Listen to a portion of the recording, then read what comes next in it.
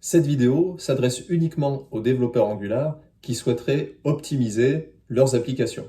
L'objectif est que vous soyez capable de déterminer par vous-même si votre application est optimisée ou non, et ensuite, si ce n'est pas le cas, comment l'optimiser.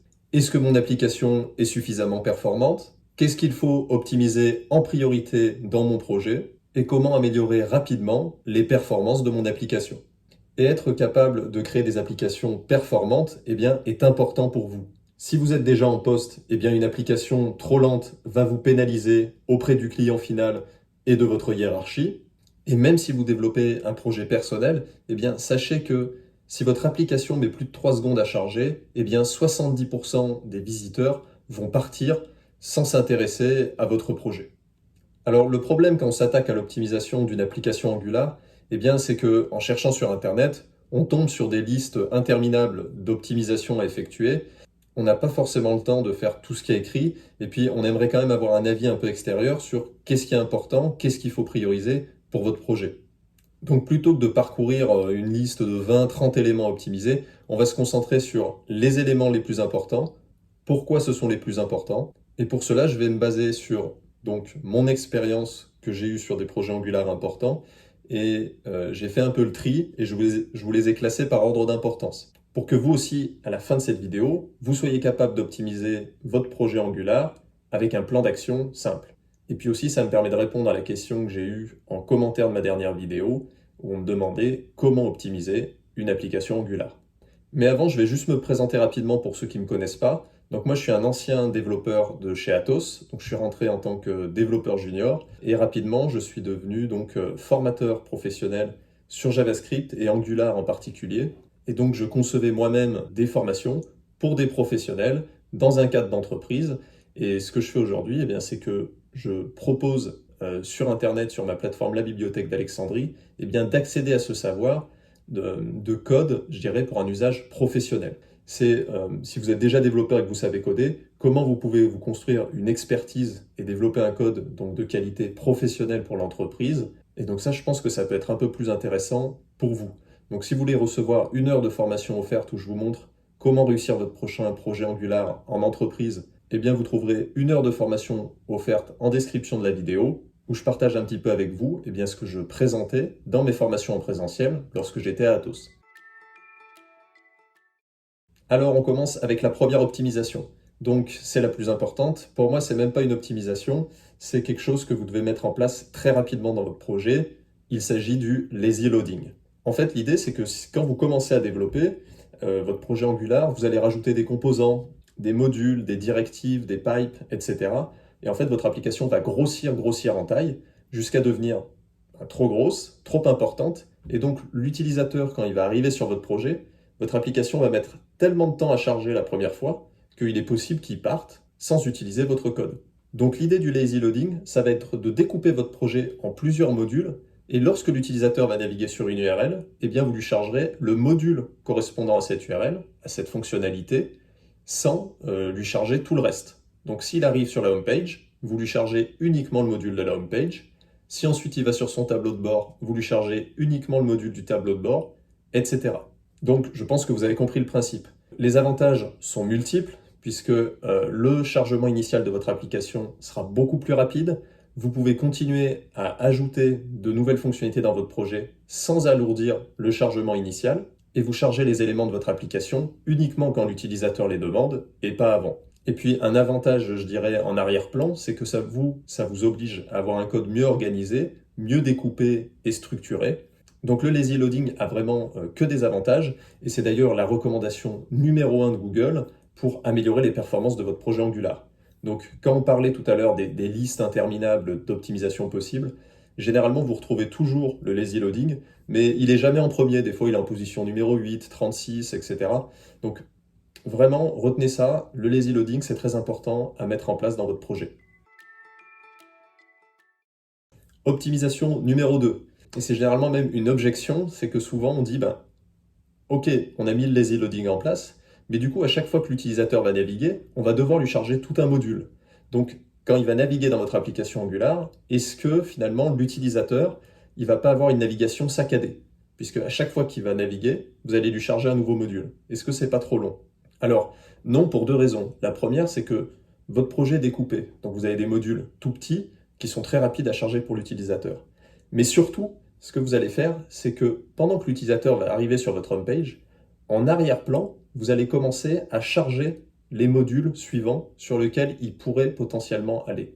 Et donc, au moment où il va aller sur votre tableau de bord, en fait, vous l'avez déjà chargé en arrière-plan. Donc, ça s'appelle le preloading. Donc là aussi, il y a plusieurs stratégies possibles. Vous pouvez par exemple charger en priorité vos modules les plus populaires, c'est-à-dire anticiper là où votre utilisateur va aller.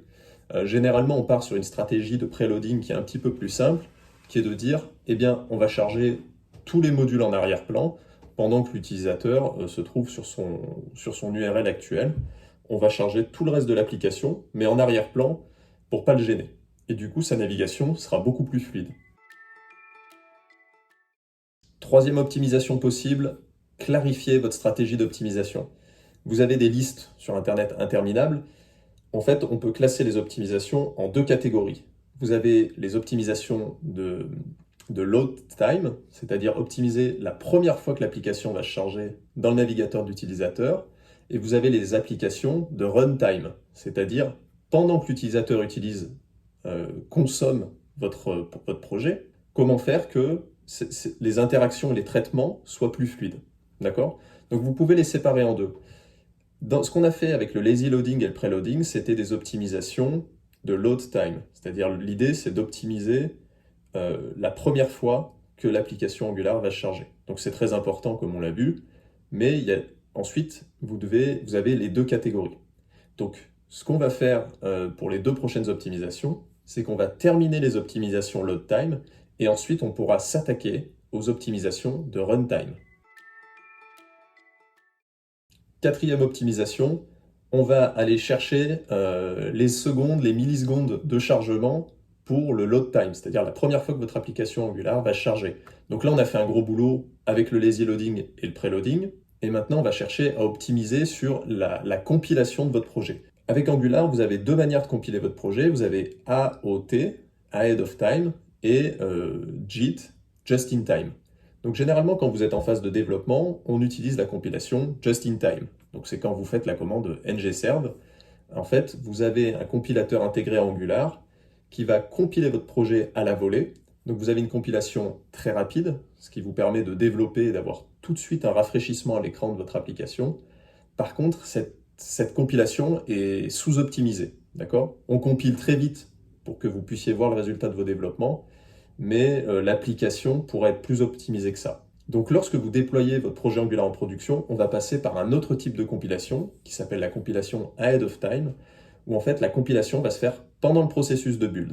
Donc on va compiler tout notre projet en une fois, avec énormément d'optimisations qui sont faites en interne par Angular. D'accord? Le bundle n'a vraiment pas la même taille avec une compilation JIT ou AOT. Donc on va compiler avec Ahead of Time. Donc généralement il suffit de rajouter ngbuild et --prod.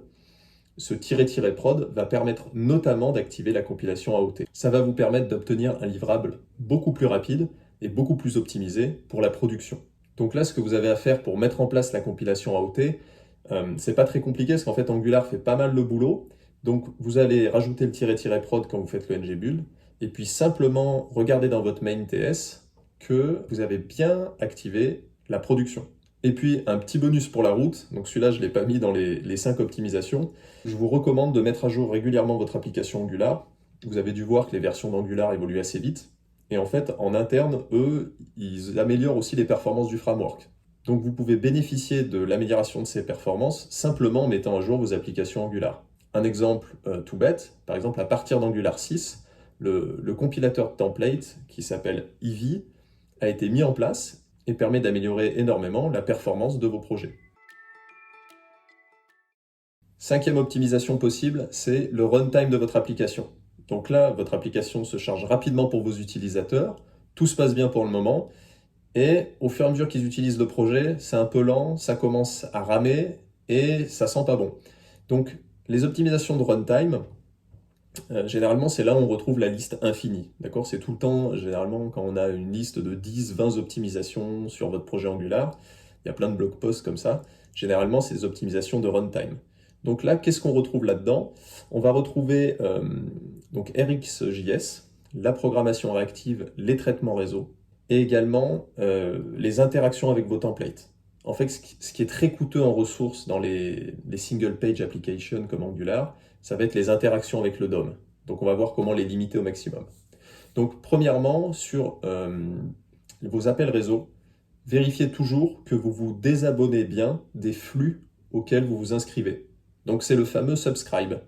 En fait, à chaque fois que vous mettez en place un subscribe, il faut que vous regardiez dans votre code si vous avez bien unsubscribe, si vous vous êtes désabonné du flux à un endroit. Sinon, vous aurez ce qu'on appelle des memory leaks, c'est-à-dire des fuites de mémoire dans votre projet. Alors, qu'est-ce que c'est que ça?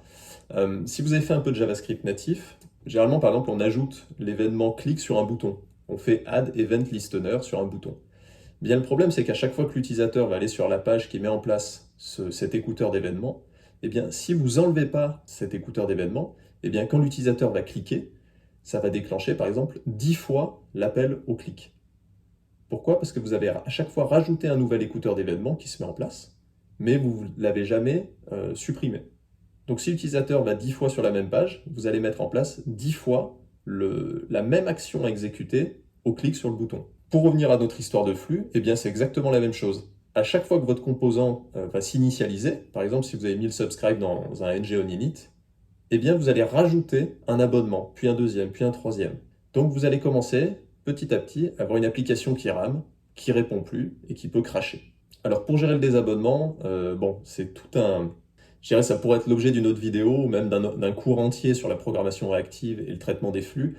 Pour faire simple, Angular vous a mis à disposition un pipe qui s'appelle async pour asynchrone et qui va gérer automatiquement l'abonnement, le désabonnement au flux et puis l'extraction des données de ce flux. Donc retenez qu'à chaque fois que vous utilisez un observable, passez par le pipe async. Et ensuite, eh bien, comment optimiser les interactions avec vos templates, parce que tout ça est toujours très coûteux en ressources. Donc, je vais vous donner 2-3 exemples, puis après, vous pourrez aller regarder sur Internet d'autres optimisations possibles, mais au moins, vous aurez, je dirais, la big picture et vous saurez où vous en êtes avec l'optimisation. Donc, on va prendre un exemple assez simple. Vous avez une liste avec Edge-for, eh bien, essayez, si la liste est assez importante, d'utiliser l'attribut trackby. En fait, ce que va faire cet attribut, c'est qu'il va optimiser les interactions entre votre liste et votre composant. Imaginons que vous avez une liste importante et que vous voulez ajouter un nouvel événement sur cette liste. Eh bien, sans trackby, ce que va faire Angular, c'est qu'il va détruire tout le DOM de la liste et il va reconstruire tous les éléments de la liste. Donc, si vous avez 100 éléments et que vous voulez en ajouter un, eh bien, vous allez détruire le DOM et rajouter 101 nouveaux éléments au DOM.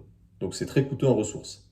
Par contre, si vous utilisez trackby, eh bien là, c'est beaucoup mieux, puisque ce que va faire Angular, c'est simplement rajouter le nouvel élément dans votre DOM, et donc vous divisez le coût en ressources par 100. Autre exemple de ce que vous pouvez mettre en place pour optimiser vos templates, c'est de toujours éviter d'utiliser des fonctions et des getters dans vos templates.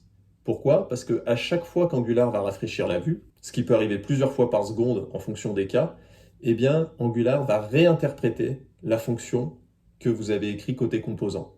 Donc à la place, ce que je vous recommande de faire, eh bien, c'est de passer par une propriété. C'est-à-dire que côté composant, vous construisez la valeur que vous voulez afficher, et ensuite vous la poussez une fois dans votre template, ce qui vous évite une série de calculs inutiles à chaque rafraîchissement de votre vue.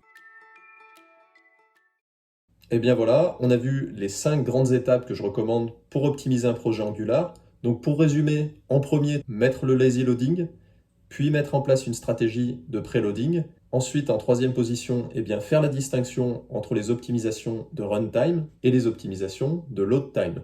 Quatrièmement, bien penser, pour terminer les optimisations load time, d'utiliser la compilation AOT et de bien activer le mode production pour que Angular s'occupe d'une grande série d'optimisations en interne. Et puis, pensez à mettre régulièrement à jour vos applications. Comme ça, vous bénéficiez des améliorations internes d'Angular directement pour votre projet. Cinquièmement, les optimisations de runtime, ça va être de bien vous désabonner des flux auxquels vous souscrivez. Et puis dans un deuxième temps, eh bien vous pouvez mettre en place plein d'optimisations de runtime sur les interactions avec vos templates pour essayer de minimiser les coûts de ce côté-là. Voilà, eh bien j'espère que vous êtes plus à l'aise avec l'optimisation de vos projets Angular et que vous saurez un petit peu mieux naviguer sur Internet par rapport à ça, et puis que vous vous sentez plus à l'aise par rapport à la performance de vos applications. Et si par rapport à votre métier de développeur, eh bien, vous aimeriez avoir, je dirais, un plan étape par étape pour développer un projet Angular en entreprise qui respecte toutes ces étapes d'optimisation, eh bien, je vous ai préparé 1 heure de vidéo où je vous explique tout ça, notamment comment mettre en place le lazy loading si vous ne voyez pas ce que c'est. Bon développement à vous et à très bientôt.